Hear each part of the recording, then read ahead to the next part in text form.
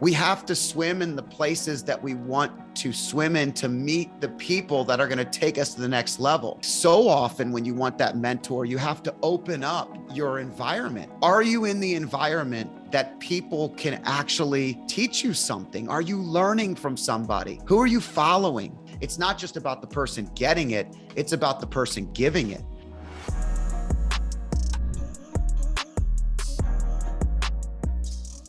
I wonder if you could talk a little bit about what you think those qualities were, because I know there's a lot of people listening that in one way, shape, or form need a mentor. Yeah, I think the first thing is you talk about your entrepreneurs and the people that are building something. It always starts with the first step. So sometimes you don't know who needs to be the person, but you need to start to identify what that person might look like. And I always believe starting with books and podcasts and just learning on my own and taking initiatives to identify the areas that maybe I'm extremely strong in, but some of the areas I might have a blind spot in can help me identify the types of people. The other thing is I think you have to have a frequency that's open to human interaction. You know, if you get in the elevator every single time you get in the elevator and pop your phone out and look down at your phone and ignore the human that's next to you, you are missing the opportunities. If you spend all your spare time in bars on the weekends, like I like a bar, I like a good bourbon, a glass of wine, I'm not against it. But like we have to swim in the places that we want to swim in to meet the people that are going to take us to the next level. And I think so often when you want that mentor, you have to open up your environment. Are you in the environment that people can actually, teach you something? Are you learning from somebody? Who are you following? I mean, I do this. This is a funny thing. And I know my kids listen to this now and they kind of know this, but they're 12 and 15. And when I first got on social media, the very first thing I did is I make them keep their phone downstairs at night. So it wasn't upstairs. And I waited a long time to get the phone. But the first thing I did when they got social media is I went on and followed all the people that I wanted in their feed for them. And it was all about the level of knowledge and thought and thinking bigger and mentorship. I mean, people, Gary Vee, Tony Robbins, John Maxwell. I mean, to everybody I do a podcast with, I will go on my kids and I will follow for them. And every once in a while, now look, my 15, almost 16-year-old is now making his own decisions and telling me places to follow. So, but I think to your point, there's a mindset of shifting to be open to receive. And I go back to the giving. When every time I've ever mentored somebody, I got more out of that relationship, I think, and I felt than anything I could give to the other human. Giving is selfish. It's not selfish in a bad way. It's selfish in a really great way. Nothing feels better than that. So when I was training young advisors, we used to say this, Jeff, if you really wanted to up your game in business, you'd take on a mentee. You'd bring someone new in and you would start to go through the foundation, because most people have forgotten the very foundation that got them where they are. So going back to basics and then teaching someone those basics elevates your game, reminds you of where you need to be. Like, it's not just about the person getting it, it's about the person giving it.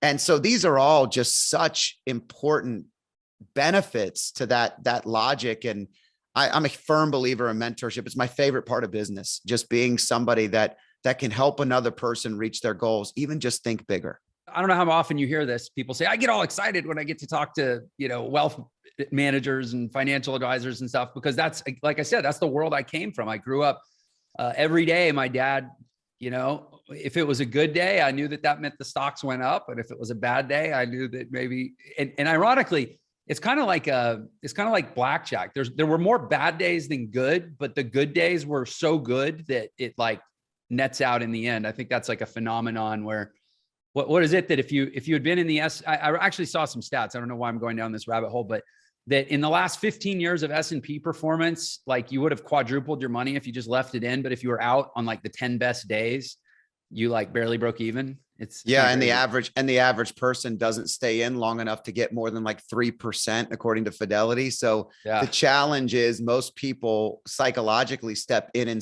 and out, And so your dad coming home every day is one of those individuals that feels the weight of all those people on his shoulders. And so the ups and downs of their lives becomes the ups and downs of his to some extent, if he's empathetic and sympathetic. And it sounds like, obviously, with your upbringing, he was a pretty impactful person in your life. Yeah, he definitely was. And we started to touch on this before we hit record. And I think it's really fertile ground for us to lean into here, that, I take for granted, like I didn't, my parents were pretty shrewd. I had a nice life growing up. They were successful. My dad was a money manager. My mom was an attorney, but they were always very clear that there's going to be a reset when I turn 18. And, they'll help me if I go to college, they'd help me with that. But basically I'm going to be on my own, right? Like I was not given the silver spoon past 18 for sure. And so that was good. But what I don't think I appreciated at the time, but I appreciate now, is just growing up with what I'll call financial consciousness. Like every day, money was on the table to talk about. And before my dad was a money manager, he was an institutional stockbroker, and he would even show me trades. He would say, see, this is the trade. And it was institutional. So he would trade a stock for like a pension fund, right? Or a retirement, or, well, I guess a pension fund is a retirement fund, or a teachers union would call and be like, we want to move $5 million. And he would get to push the button, and his commission could be like $100,000 or something. And he would show me, and so I'm 6 years old.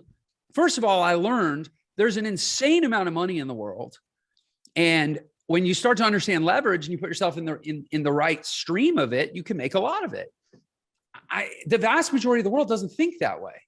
And it's, it's crazy to me how hard it is for most people to talk about money, to think about money, to deal rationally with money, to be objectively honest about where they're at financially. And you gotta bang your head against the wall trying to talk to people about their money.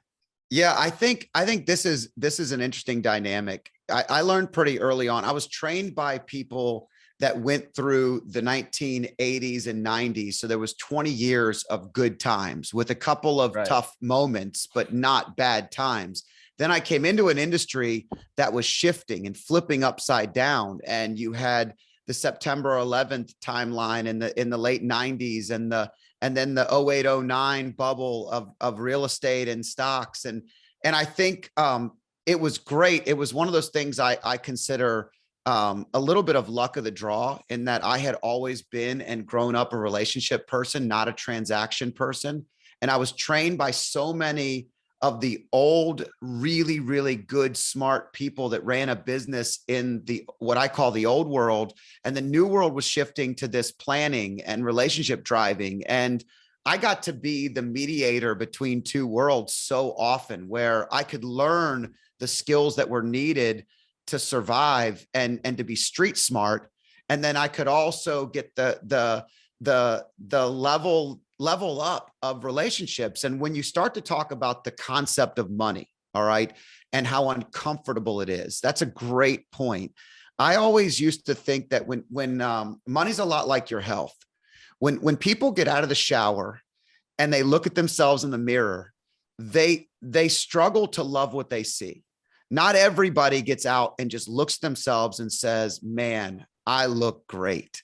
As we get older, we notice wrinkles, we notice weight, we notice whatever it may be. Maybe people struggle with their weight. I don't know. I don't know what you're talking about. I know none of these things. We all, maybe you don't have any hair like me. Whatever it may be, right? Everybody has everyone has a feeling that they can put themselves in that spot as we talk about it, right? Here's the key. When you go into an office and you're talking to somebody about your financial picture, it is very normal for you to feel like you're naked standing in front of the mirror. You're bearing it all. And we are often judged in life by the success financially that we've had. And so you're feeling bloated or uncomfortable, or maybe you've made really bad decisions, and it's all relationships. It's all about understanding not what money can do, but how money fits into the equation of your life, of your happiness, of your family, and tying all those things in I kind of felt like for the last 2 decades, that was a little unique and it was different. And focusing on those relationships has made this business so much more fun for me. And it was a connection from that old world to the new world of doing everything. And it continues to change. I mean, another 20 years, we're going to see a whole different dynamic. And I can't wait. I mean, it's flexibility and pivoting, but the people are the same. The thought process is the same. And the uncomfortability of money is always something people feel. You know, one thing that really, my dad was, to your point, he was a big relationship guy. You know, he did high net worth stuff. So the guys that he was talking to, you know, I mean, I think his minimum account at different points in his career, it changed as, you know, just the value of money changed. But, you know, I think it was like at the end of his career, it was like, you know, $2 million to get started. Right. Right. And so he'll sometimes be talking to billionaires, and like what he always taught me is he's like, when you're playing the big, he would call it the big game, right? Like when you're playing the big game and you're talking to guys that play big games and in general, just operate at a certain level. It is. And you kind of said this, I think earlier before we were talking about, it's not what you do, it's who you are. That's what they're sniffing out. They're not sniffing out whether or not you have the technical ability to get an extra 0.25% on their money compared to the next guy. They're sniffing out whether or not when the going gets tough and there's a hard call to make or something goes wrong, that you're going to have the integrity and the transparency to call them and to own it and to just be a stand-up human. And that's what those, and he said it could take me years to build these relationships where I get my shot. You know, I might be courting a guy for 5 years before he gives me a $2 million audition. And if I pass the audition, then he'll back it up with a $10 million chance. And I can screw it up in 5 seconds at any time. And I loved that. I learned that from him. It sounds like you're the same way. It feels a little bit like a lost vibe in the world we live in, which is, I think, a shame. Yeah. You know, I break the world up into 2 types of people a lot of times. And there are transaction people and there are relationship people. Some people walk through life looking for ROI. This person can get me here. This person, I can elevate my game from this. This person will make me more money. I can learn from this person and then I'll move on to the next thing. It's the person that shakes your hand awkwardly, looks you in the eye, and tries to act like they're going to be your friend versus the person who genuinely wants to know who you are, wants to understand you, wants to know how they can give something to you. How can I provide something that's going to change your life for the better? Because if I do that, I know that the repercussions of that are all positive. They're all beneficial. And I think in the relationship game, you know, it's not, the ROIs always pay off. The return is always there. And so for me, or for any of us, I think that the example you're giving of people looking for the human underneath, you know, the profession is the profession. Everybody expects you to do what you do well. If we're going to do a podcast together, they expect you to be one hell of an interviewer and they expect me to be a decent interviewee, right? And it's part of the process, but it's what separates you as a human and your dynamic and the integrity that you bring and that you stay focused when things get tough. Like you were explaining about your dad, you don't give it up just because of a moment of transaction. You stay there. You help people through their worst times. You know, humans have tough struggles and you're there for them in the things that they need you to be there for. And, you know, I think it's all built around the relationship and to some extent, people that tend to have high levels of wealth have just learned to see the world, I think, at a different frequency. They don't see problems. They see solutions. They don't see transactions often. I think the ones that are highly successful and happy see the relationships and how they can leverage those in ways that elevate each other, not just one person. And, you know, that tends to make me live a happier life, live a more free life. And in that, knowing that every conversation we have with someone new might not be something today that ever pays off in a way that I'm looking for ROI, but it's just a relationship and a connection that might be something that I can help that person out later in life with, or vice versa. So I want to go with this. Let's say I want to pull this thread a little bit, right? This whole idea of, because it's such an easy thing to say. And it, frankly, at least for me, I'll just speak for myself. It took me a long time, even with this great upbringing and hearing these great messages from my parents. You know, you grow up and there is that. I mean, I feel like especially young men, and maybe I'm, gender typing, but like, we are transactional. Like, let's be honest, when we're 17 and we go on a date, we're not looking for a wife, right? 100%. I mean, we're transactional, if you know what I mean. And so, it's like something you grow out of, but I feel like I fought it for a while.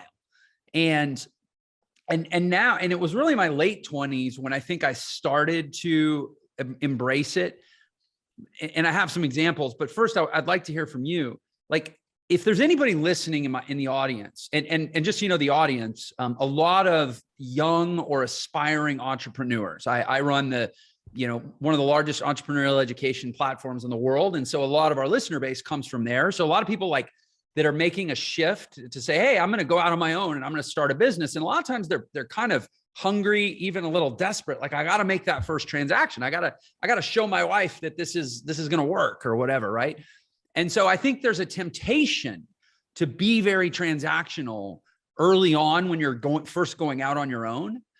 And so I'm assuming that we can really serve the audience here by convincing them not to be that way.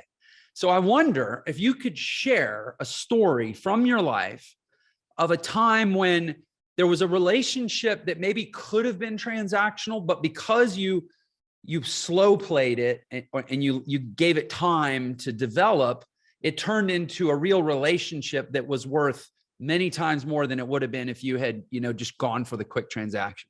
Do you have anything that comes to mind? Yeah. I think first of all, to that point, there's several stories that come to mind. And I think one of the things that stands out to me, and then I'll give you the exact example of an individual, but one of the things that stands out to me is in my 20s, I looking back, and I write about it in the book, I was laying down, punching up constantly. So the world was against me and I was constantly trying to bring the world to me. This is a big, problem for a lot of young people and young men, especially. I mean, young women do the same thing. I mean, it's natural in entrepreneurism for people to want a lot and to try to go out and take it.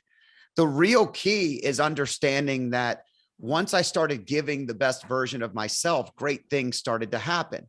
And I mean, I can think of every story, in every chapter of my career where I did one thing wrong. So the first thing is, I'm just like you. I definitely failed miserably early on. And I think that anybody could have told me anything.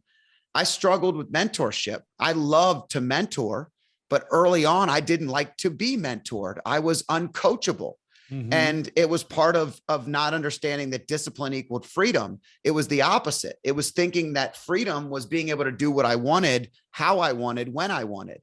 And, I'll give you a great example. I have a feeling in my life personally that I feel so blessed and so lucky in so many ways.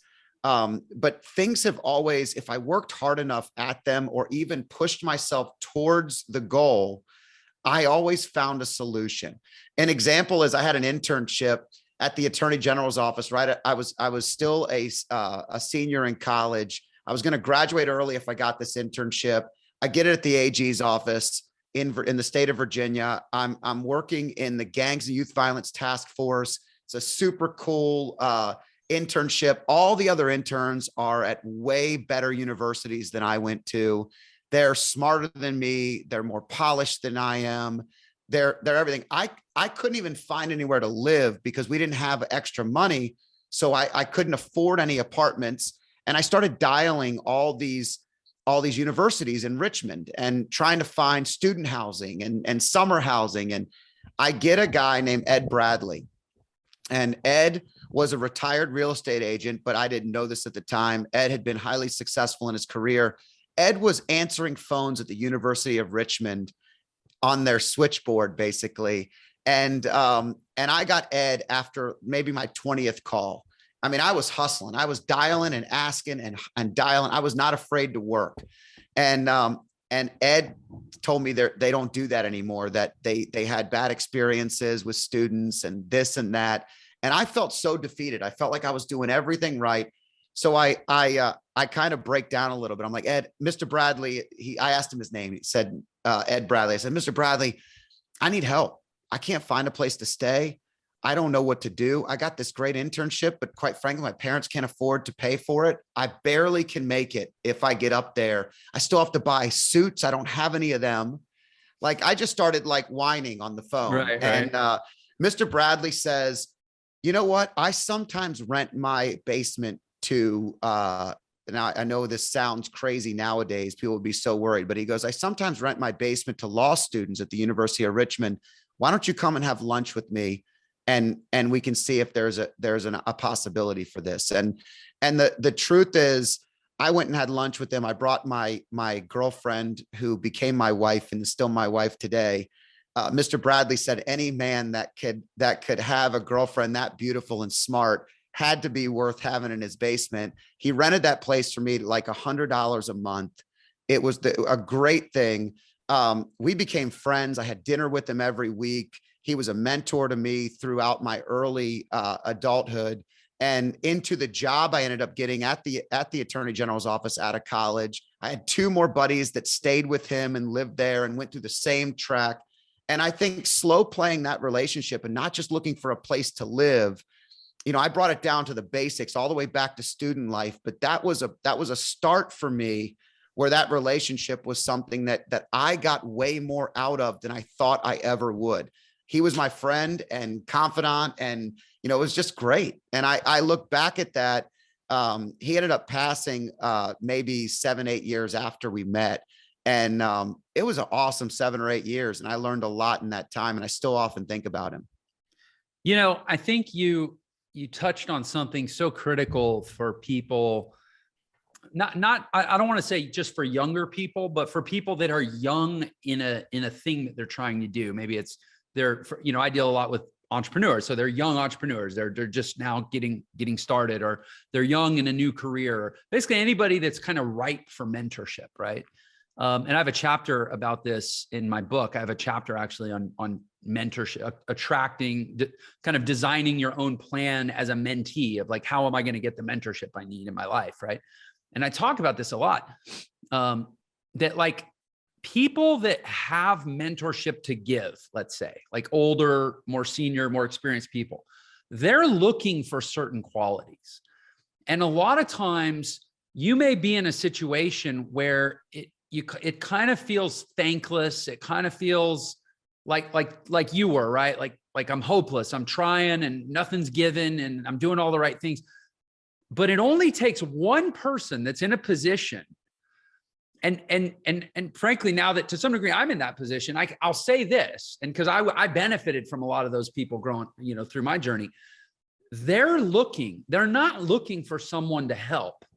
They're looking for the person to help that can add the most exponential impact to their help out of all their opportunities to help. So a guy like Ed Bradley, he probably has, he probably comes across at least somebody every month that he could help, probably every week, probably every day, right? And so he's not going, well, I need somebody to help. He's going, okay, of all the people that I could help, who's likely to get the most out of it and pay the most forward when I pick them to help? Yep. And you were that guy. You weren't just somebody that needed help. You something about that conversation exhibited certain qualities. I think you nailed something that's been so critical for me. And it's funny because as much as I'm fully aware of it, I'm not sure I've actually connected the dots in the way that I'm about to articulate until right now, this moment. It just clicked for some reason. So the big concept is just that teaching is the greatest way to cement and to reinforce and to, I think, elevate learning. That teaching is how you make sure that you really know what you think you know and that you really learned what you think you learned, right? Yep. And I'll share that. So with my business, Entre, we are, I say this, I mean, it's not like we're on a list. I just know the market and I'm hunting for something to disprove what I'm about to say. I think we're the fastest growing education company in the world. I haven't found one that's growing. I mean, we grew 5,200% in 24 months, right? Like dollar for dollar, It's awesome revenue. And so I'm looking at our story and our business and I'm like, man, this is going really great. Like I must have done something right. And it just hit me as we're talking, what it is that we did. The very first course that we produced was a Foundations of Entrepreneurship course that I taught. And I was $1, product one, day one, was that like we created this course on essentially the foundations of how to build and grow a business. And everything we taught in that course is what we've been doing for the last 2.5 years since we released the course. But it's because I started by defining it, formalizing it, organizing it, communicating it, enrolling people into it, holding myself accountable to the delivery and the accuracy of that information and the value of that information. And then having all these people watching saying, oh, well, let's see if he eats his own cooking, right? Like we're taking this course from him. And now it's like, I don't know, it just created this synergy where because I taught, it reinforced the learning, which then followed through to the implementation, which is going really, really well. And I think that there's like almost like a recipe there. Yeah. For you, you're teaching financial advisors. Tell me, is that making you a better financial advisor? I have to imagine so. Well, 100%. Every time we scale something, we go back and look how to make it better, how to make it simpler. At the end of the day, I believe that the future of financial advice or any is financial coaching, consulting. It's the ability to sit across from someone and have a conversation just like this and to understand the human that's across from you and to help them feel understood and financially reach their goals. But most importantly, have something that's really developing and a plan that gets them where they want to go. Right. So yeah, 100%. You've got to start with the foundation. And when you teach, one of the training things we do for anybody, and I've done this since day one, is somebody reads a book, somebody tells you an idea. I often ask them to explain it to me. Or if there's a plan that they think is going to be great, I ask them to tell me why. And then I just challenge them constantly. And it's not because I don't believe what they're saying is good. It's because I want them to think of all the things the other person might be thinking. And if they stutter or they fumble, then we pull back and we go back to basics. And I say, okay, well, what about this are you unsure of? What are we uncomfortable with? Foundational learning is, I think I've listened to a couple of your shows and I was listening to one just earlier today to prep.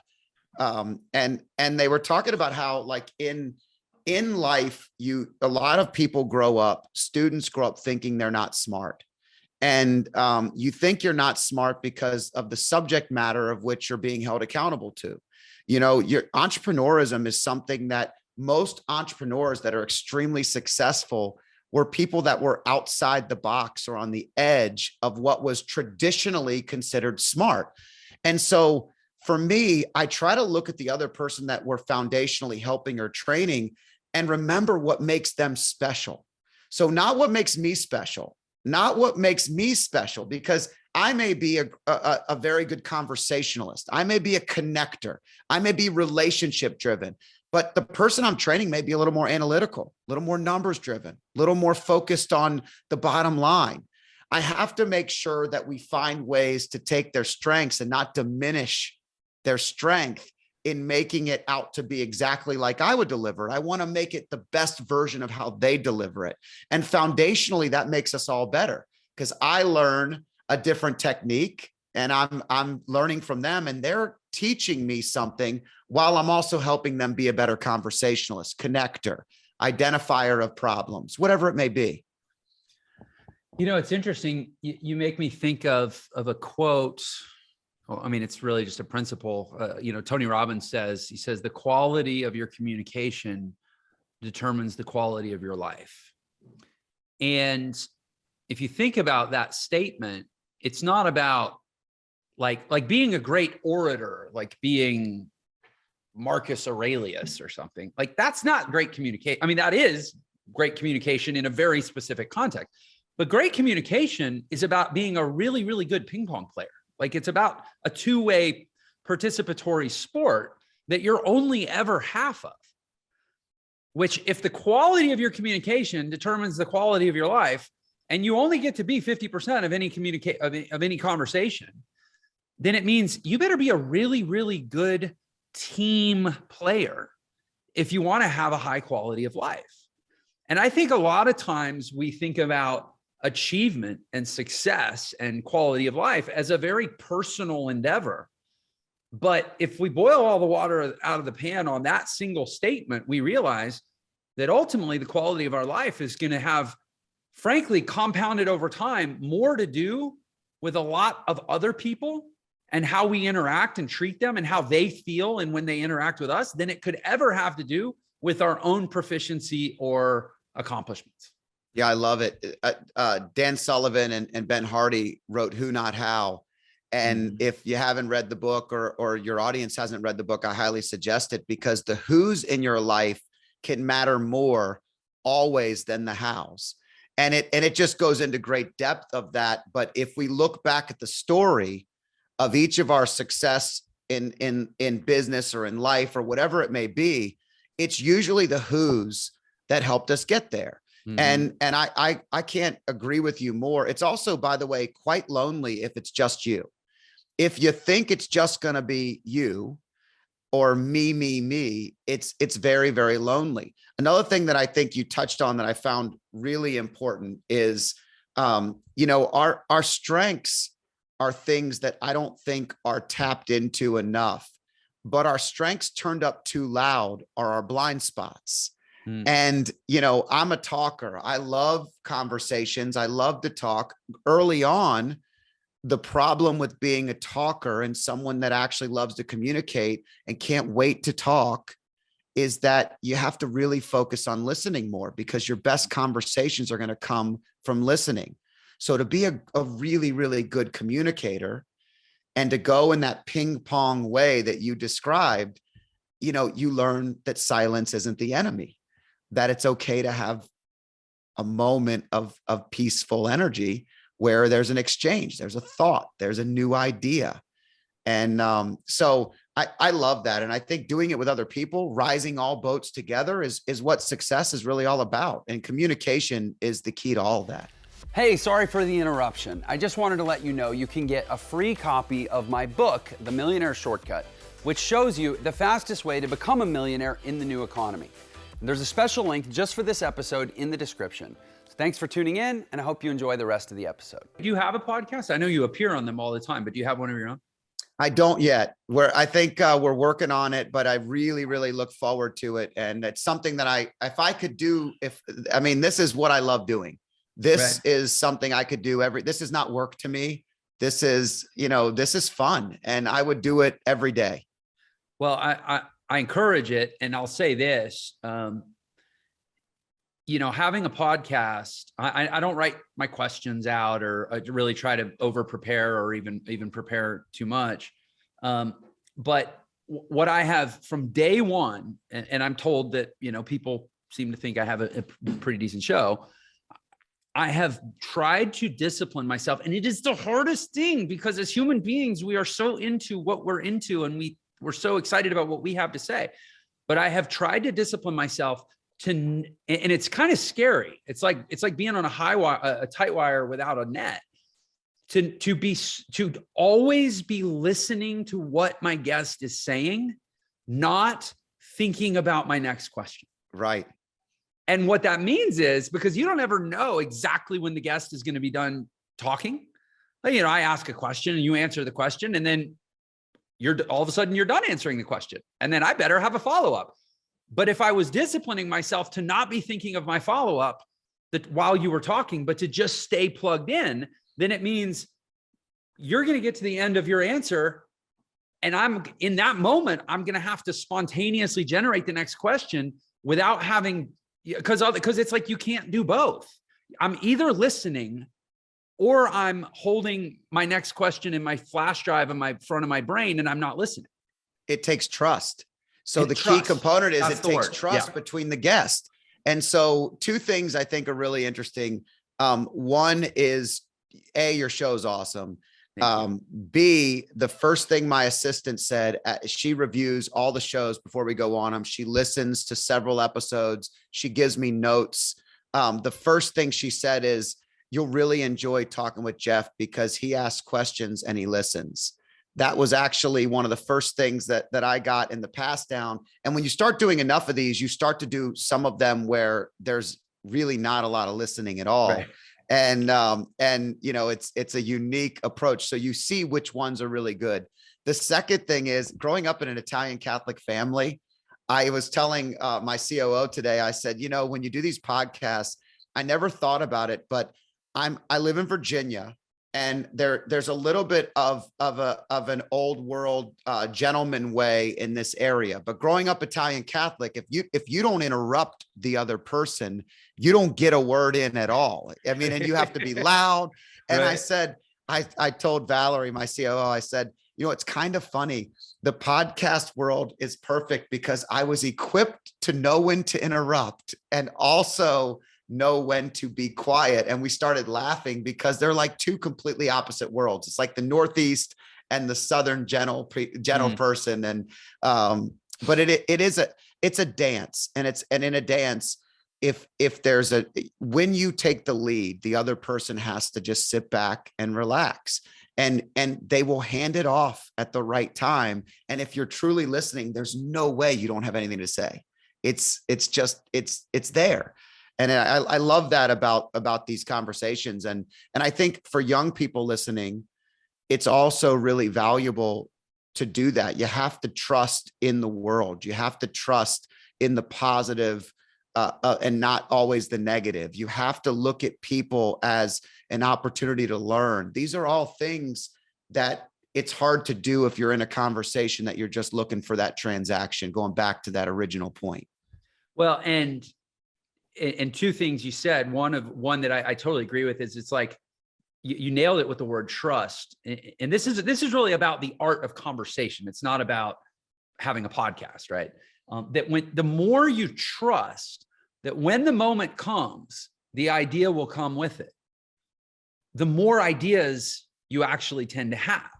You suppress creativity and you suppress spontaneity, you know, when you hold on too tightly to that one thing you thought of 47 seconds ago, at which point you tuned out to everything else they were saying. It's that relaxed trust and confidence is what allows the creative mental space for the next question, the next idea to pop up. But the other thing about it that I think is so critical in the world today, especially for young people, is this is a dance that can only be practiced live with another person. It cannot be practiced at a keyboard or on a phone.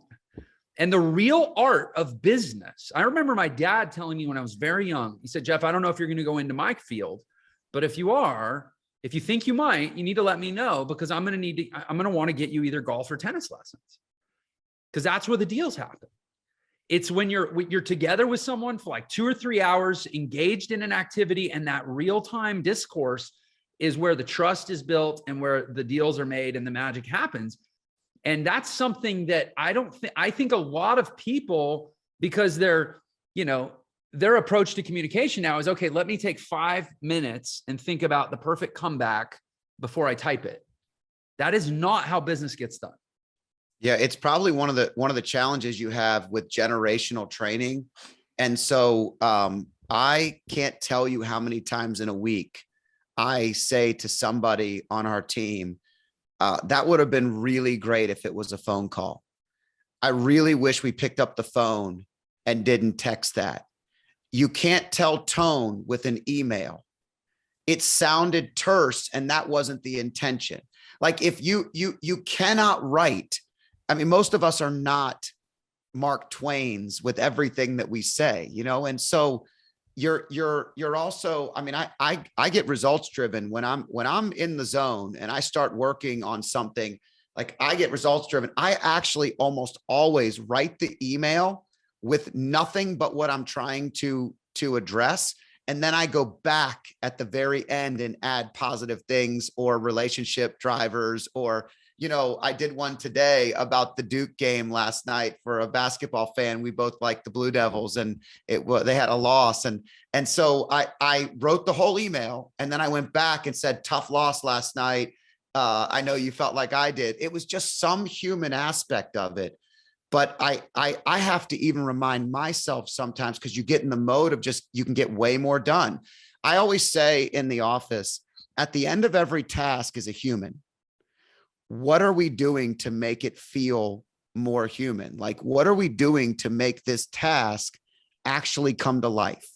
Not just check a box, because checking the box doesn't require any additional questions, any additional conversations. And it's powerful. My business partner, my co-founder at Entra, he's a very, very good communicator. And he sent an email to someone on our executive team the other day, and it got brought up on the meeting because it was like so priceless. And the email started by saying, so-and-so, dear so-and-so, I don't have enough time to do what I usually do, which is go back and make sure this email sounds kind. So I'm apologizing in advance that I'm just going to say what I have to say. And then he just said it. And he was like, and the comment on the call, on the meeting was like, yeah, the email was like it was like a short, to the point, like kind of jerky, blunt email. But because you had humanized it by saying, I don't even have time to humanize this, that humanized it. And it was just that little touch that creates these relationships and these emotional contact points between people in a world where we're all just trying to keep up and get so damn much done. And there's such high expectations based on pace of work now. You can't, I just think, I look at my life and it's like, I couldn't do what I do, certainly what I've done in the last few years. It's like, it's been the culmination of relationships that I've been working on for 10 and 20 years. And they finally all came together in this magical way that I never could have anticipated. And where it's kind of like in evolution, they talk about the point of irreducible complexity, where like you cannot explain the structure of an organism as any natural evolution from previous structures of a previous organism, right? It was either created by God or it was some ridiculous chance. And those are the only two options. I think there's a thing like that in life where you reach a point where it only could be what it is, and you never could have planned it or seen it in advance. But if you weren't operating from sound first principles, it definitely never would have happened. Yeah, I couldn't agree more. Look, I always say, you are right where you're supposed to be. You are where you're supposed to be. So one of the challenges with people in entrepreneurism is there's a lot of conversation about the past. There's a lot of conversation about the past stories. There's a lot of conversation about how life could be if this only happened. And in the world of money, we talked about this in the very beginning. There's always a dollar amount that if they only had this amount, everything would be easier. Mm-hmm. And it never goes away. It's always that gap that someone's living in. And the truth is, if you just look at the point that you are at right now as being the right spot, and everything that got you there was a part of the journey, and everything ahead is a part of that as well. And the relationships that you come across are all a part of that journey. One of the examples I give is the service organizations. I've been in Rotary. I joined at like 29 years old, started a wine festival. The first year in, we had 8,000 people. We've now given close to 3 million to local charities through something that was originally a spaghetti dinner. And I was probably the youngest or one of the youngest members in the group. But I didn't go into this service organization expecting them to give me business, expecting them to provide a path towards my success. I went in saying, how can I take ideas I have and energy I have and youth I have and change the trajectory of our club, of our community? And then I look at Genius Network, another group I'm in with Joe Polish, and I've been in there for 4 years. Some of my best relationships, even writing this book, came from the very things that I slow played, to your original question. Relationships that I just let come out because it was the right time. All I did was give when I had the chance to give. And I didn't take from people. I didn't ask for anything. I just gave. And all of a sudden someone would call and say, hey, you've always helped me with this. Would you mind being a guest on this? Would you mind doing this for me? I'm thinking of doing a joint venture and I think you'd be perfect for this. And those are all opportunities that come out from exactly what you're talking about. It's the relationships. It's knowing that time is going to take its time. There's nothing we can do to rush it. And I want to rush everything. Believe me, I spent the first 20 years of my life and the next 20 years, really just slowing down. So the first 20 was speeding through, and maybe the first 30 was speeding through. And the last 10 have been trying to slow down. My wife and my kids would probably tell you I'm still not slowed enough, but I'm doing the best that we can. Well, I think ultimately it comes down to one word for me, and it's just about consistency. It doesn't mean you can't push hard and you can't have high expectations, even unreasonable expectations by most people's standards, and that you can't go really fast. But I think that we grow up, first of all, humans, I don't know why I said Americans, humans, we love to reduce everything to like binary statements. We're very black or white, right? So I think that we grow up with this notion of like, is it better to be the tortoise or the hare? First of all, and the story is that, it's better to be the tortoise. Well, first of all, I'm going to suggest that there's no race on earth where a hare doesn't smoke a tortoise. If we actually could harness a rabbit and a tortoise and get them to race, right? They lap. The tortoise gets lapped multiple times. Yeah, right. Exactly. So, but the thing is, you can be a hare right up to the point of exhaustion and then know how to recover so that you can be a hare again the next day. And then you can actually do both. And I think that's it. That's the key to me. But to your point, speeding up or slowing down, it's really about what game are you playing. And if I've learned anything, I would say I'm not at the point yet where I'm trying to slow down actively, because that feels, I get really anxious, but I am absolutely intentionally trying to expand my time consciousness to where the game, whatever the game is, I'm always trying to elongate it now. Yeah. The longer the game, the better the game is my experience. I love it. Look, what's interesting is you bring up the tortoise and the hare. The first thing you have to identify is, are you a tortoise or are you a hare? Like, do you lean more one way than the other? I'm a sprinter. When I learned that I'm a sprinter, here's how you learn. You burn out on something. You push yourself too far and you sprint too long, and your sprint becomes a long distance sprint, and you're not supposed to sprint long distances. You're supposed to sprint short distances and breathe. And so I build my day around sprinting. I build the entire structure of my career around sprints, not around long. It's all a long distance run, but I just choose to take it by sprinting and pausing, sprinting and pausing. I build pauses in the middle of the day. Might be 10 minutes of breath work, might be a 20-minute power nap. Whatever it is, I've found that if I don't do that, I'm not acknowledging what makes me really good at what I do. And, I'm always going to go fast. I just have to know also when to slow down. I had an uncle one time that explained the world in this way. He said, there's 3 lanes of the highway. And he said, I spent my whole life in the left lane. I speed past everything. I'm way too fast. I get in trouble that way.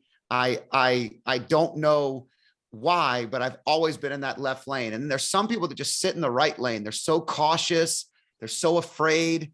They're constantly pumping their brakes on every opportunity, on everything. He said, you got to spend your life in the middle lane and know when to shift right and shift left. And that's what driving through this world is about. And I was maybe underage, and he had tossed me a beer, which meant his words meant even more power to me at the time, because I was like, this guy's let me have a beer and he's telling me this. But the truth is, there's a lot of truth in that statement. And I've found that being a sprinter and knowing how to sprint is not a bad thing, as long as you know that you have to rest and make sure you're not sprinting when everyone else around you is trying to rest. So I love that metaphor, 3-lane highway. That's tremendous. Yeah. If I wasn't done with my book, I would be like, oh, I'm stealing that. That's going to my book. But at this point, it's like no more rewrites. Put it in the next one. Put it in the next one. It'll go in the next one. And by the way, incidentally, it's funny you mentioned that, since you've written a book. I just finished my book. I had John Acuff on the show, who's like written like 7 New York Times bestsellers.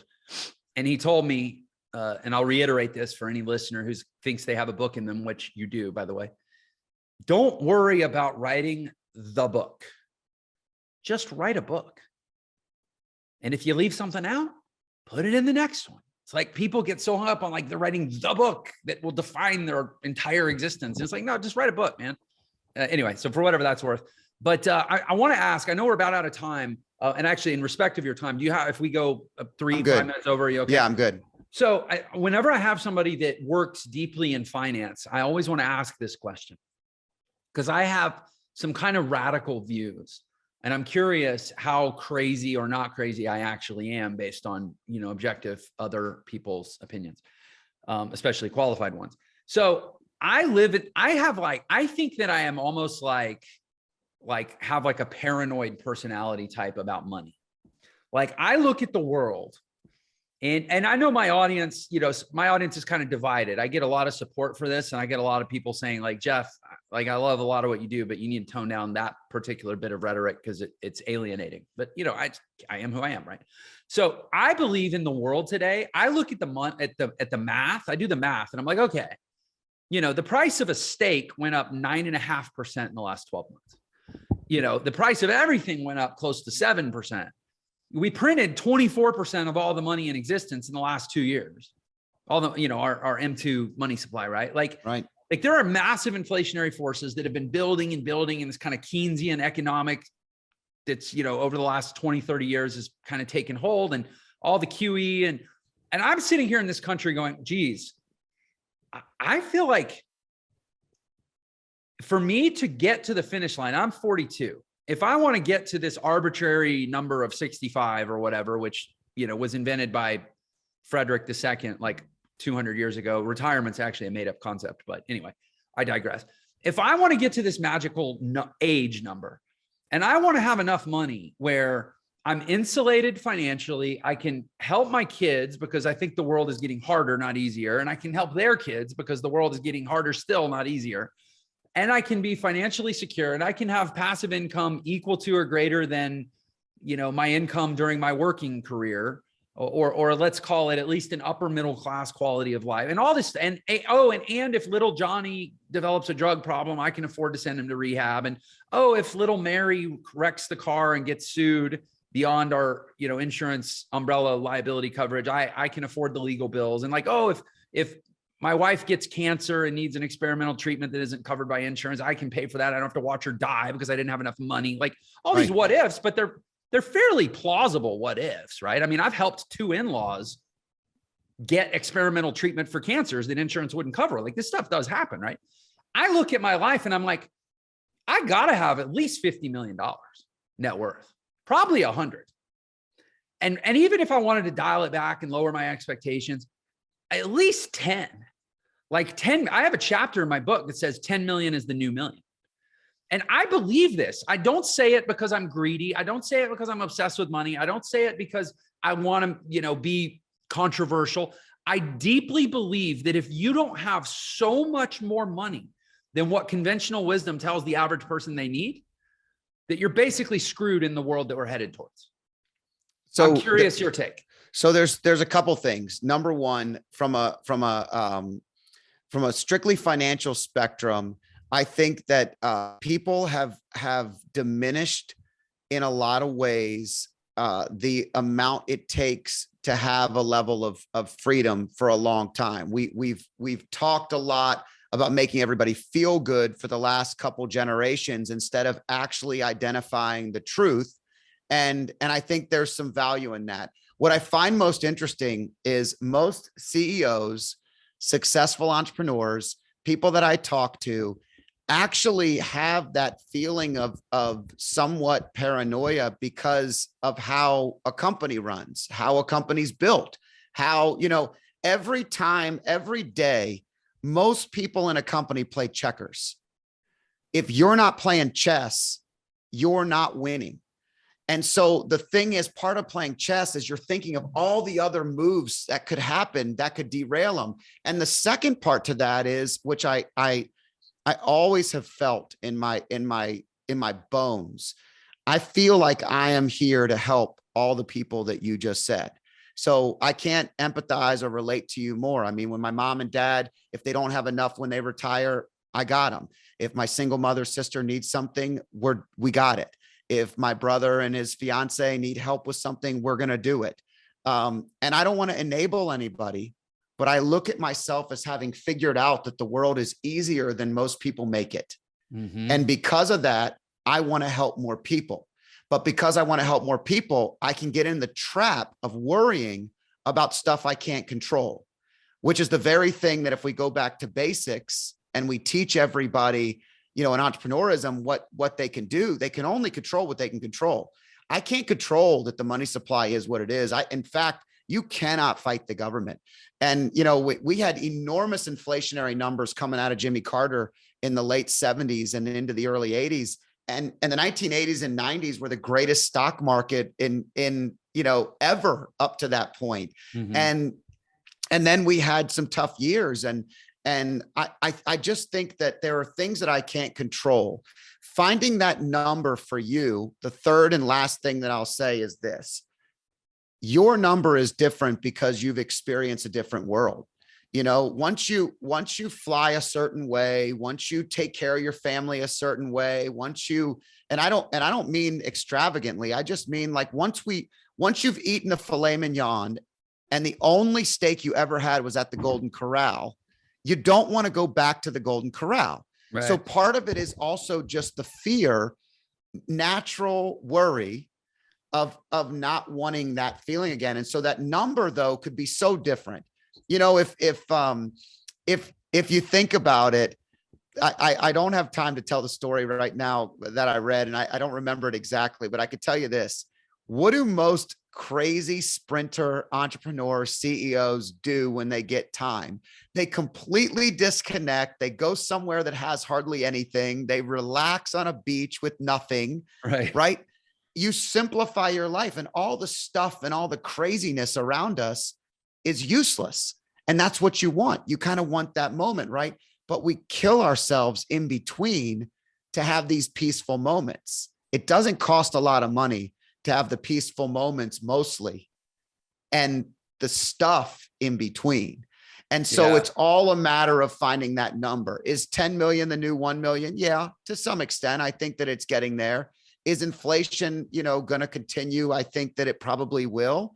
I also think it's a very easy way for the government to tax people and make them feel good about it. I mean, the reality is everybody feels great when their house goes up and they sell it, but they don't think about it when they go and they spend double the money they would have 3 years ago on a new home that they can barely afford because their income hasn't gone up by the percentage point the house did.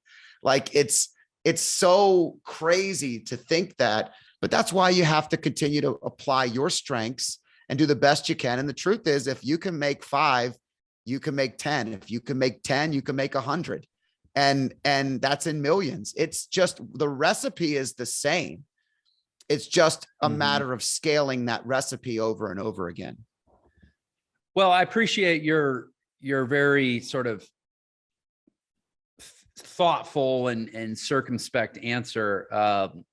It's like I realize it's a spectrum, right? And I wake up every day and I'm probably at one end of that, I'm pretty close to probably one end of that spectrum where it's like, I got to go this hard, this fast, this long, because when you talk about those peaceful moments, I don't have a moment of peace unless I know that all these boxes are checked. And to your point, it's not about stuff. Like I used to be a jazz musician. I used to live in a 1,500 square foot house with 3 other musician dudes. And as long as we had our gear, we didn't care. Like we just played music for a living. Right.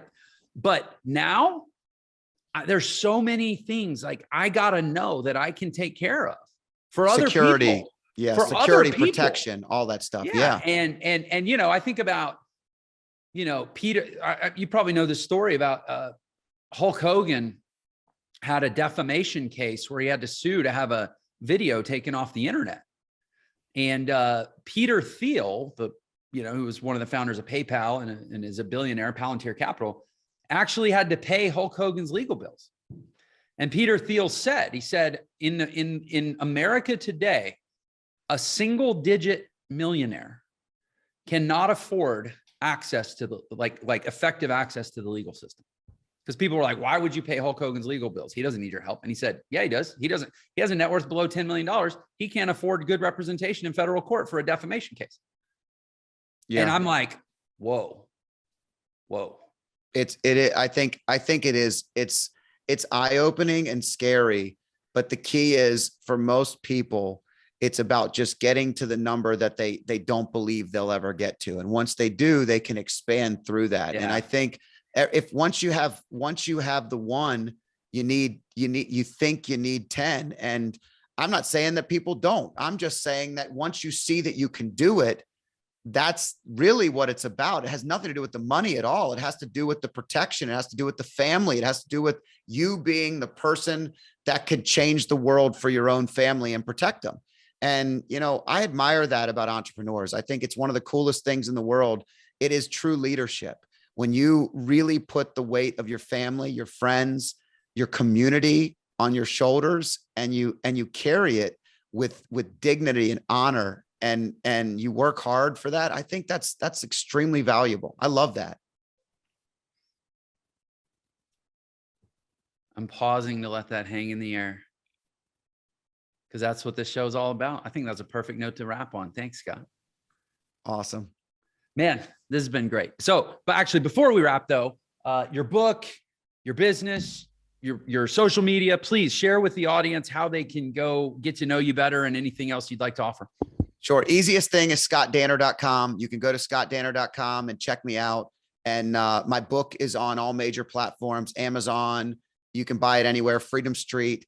It really is written about the financial advisor experience, but it rings true for any business owner, for any human. I think understanding the story is valuable, and that's what it was written for. And most importantly, if you like what we're talking about, I'm starting a YouTube channel. It's just getting off the ground like in the last couple of months. And Scott Danner on YouTube is a great way to get a positive pump of energy, hopefully into your day with some of these very concepts and ideas that I get from talking with awesome people like Jeff. And I'm just grateful to be on your show. So thank you so much for having me. And I hope this is just the beginning of a long relationship and conversation. If you loved that episode, then you're definitely gonna love this one. Check it out. Listen, feel. People just need to feel something. If you understand what somebody needs to feel, bingo, that's the target. So now your mission is to figure out how to get them to feel that way.